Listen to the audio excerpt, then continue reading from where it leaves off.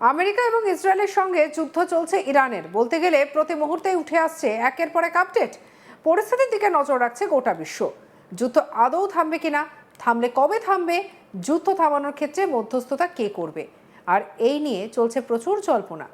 এরই মাঝে বড় মন্তব্য আরএসএস প্রধান মোহন ভাগবতের। সম্প্রতি তিনি মহারাষ্ট্রের নাগপুরে এক অনুষ্ঠানে বলেন, আজকের পৃথিবীতে যত যুদ্ধ এবং সংঘর্ষ হচ্ছে তার মূল কারণ হলো মানুষের স্বার্থপরতা এবং আধিপত্য বিস্তারের মানসিকতা। অর্থাৎ এক দেশ বা এক গোষ্ঠী যখন অন্যদের ওপর প্রভাব বিস্তার করতে চায় তখন সংঘর্ষ শুরু হয়। তিনি আরও বলেন, গত প্রায় 2000 বছর ধরে মানুষ বিভিন্নভাবে যুদ্ধ বন্ধ করার চেষ্টা করছে, কিন্তু এখনও স্থায়ী সমাধান পাওয়া যায়নি। কিন্তু কেন পাওয়া যায়নি? ভাগবতের মতে এই প্রধান কারণ হলো মানুষ কখনো একে অপরকে সমানভাবে দেখতে শেখেনি। তিনি বলেন, আজও পৃথিবীতে ধর্মীয় অসহিষ্ণুতা রয়েছে। অনেক জায়গায় জোর করে ধর্মান্তর করানোর চেষ্টা হয়। কেউ কেউ নিজেদের অন্যদের চেয়ে বড় বা শ্রেষ্ঠ বলে মনে করে, আর এসব কারণেই ধীরে ধীরে বড় সংঘর্ষে রূপ নেয়। এক্ষেত্রে ভাগবত একটি গুরুত্বপূর্ণ কথা বলেন, স্থায়ী শান্তি পেতে হলে প্রয়োজন ঐক্য, শৃঙ্খলা এবং ধর্মের মূল্যবোধ অনুসরণ করা। এখন প্রশ্ন, এই ধর্ম বলতে তিনি ঠিক কি বোঝাতে চেয়েছেন? এখানে তিনি কোনো নির্দিষ্ট ধর্মের কথা বলেননি, বরং তিনি এমন একটি জীবনধারার কথা বলেছেন যেখানে মানুষ একে অপরকে সম্মান করে এবং সহাবস্থানে বিশ্বাস করে। তিনি বলেন, ভারতের প্রাচীন দর্শন আমাদের শেখায় সবাই একে অপরের সঙ্গে যুক্ত, অর্থাৎ আমরা সবাই একই বিশ্বের অংশ।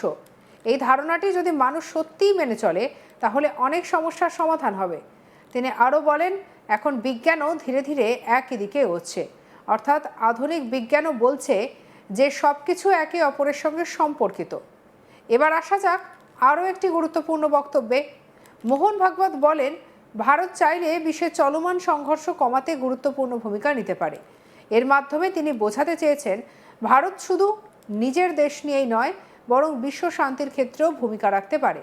তার মতে ভারতের শক্তি হলো তার সংস্কৃতি এবং মূল্যবোধ। তিনি বলেন, ভারত মানবতার আইন অনুসরণ করে, অর্থাৎ এখানে মানুষের প্রতি মানবিক দৃষ্টিভঙ্গি সবথেকে গুরুত্বপূর্ণ।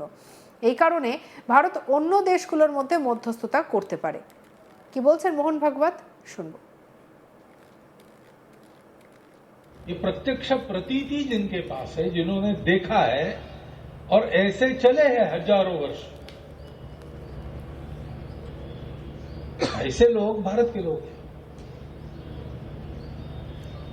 तो इस सनातन धर्म को, इस विश्व धर्म को, मानवता को, बंधुभाव को, जिसको हिंदू धर्म भी कहते हैं,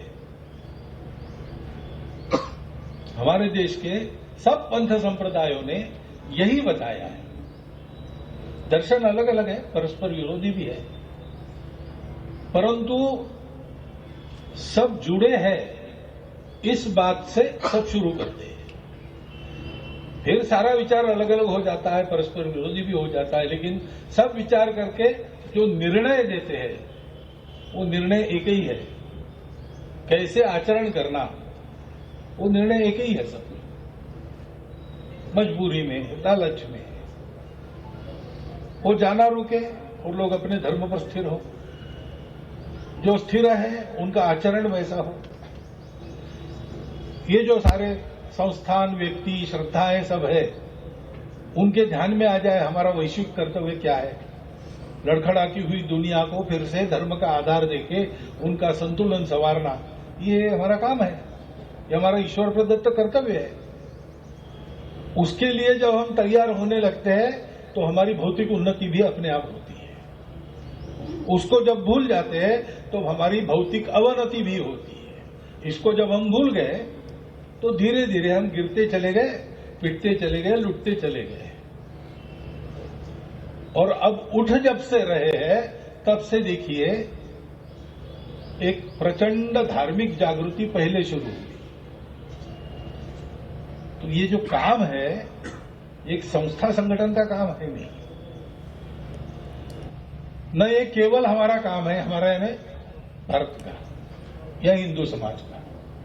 करना तो हमें ही है, दूसरा कोई करेगा नहीं। लेकिन ये करना ऐसे है कि हम करने लगेंगे, हमारे उदाहरण से हमारी शक्ति के कारण आवाज सुनी जाएगी तब समझ में आएगी और हमारा उदाहरण देखकर सारी दुनिया उसका अनुकरण करेगी, तब दुनिया ठीक होगी। ये ध्यान में है, दुनिया के चिंतकों के ध्यान में ये बात आती है। ये तो चले हुए युद्ध में बार बार देशों से आवाज उठ रही कि इसको समाप्त भारत ही कर सकता है।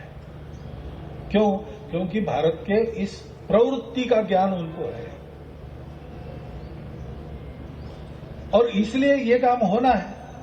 ये काम होना है तो पहले हमको तैयार होना पड़ेगा।